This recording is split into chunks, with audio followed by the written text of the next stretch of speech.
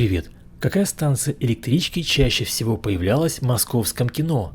Конечно, это Лосиноостровская или Лосинка, как ее называют местные жители.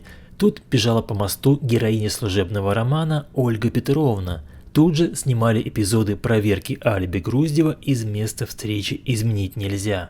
Да и новая жена Груздева жила рядом с Лосинкой. Также тут снимали часть эпизодов фильма «Вокзал для двоих». В чем причина такой любви советских киношников к Лосинке? Это достаточно большая станция внутри МКАД, одна из старейших в Москве, и есть мост через железнодорожные пути. Кстати, когда-то тут был город Бабушкин, а не Москва. Я про него уже снимал ролик.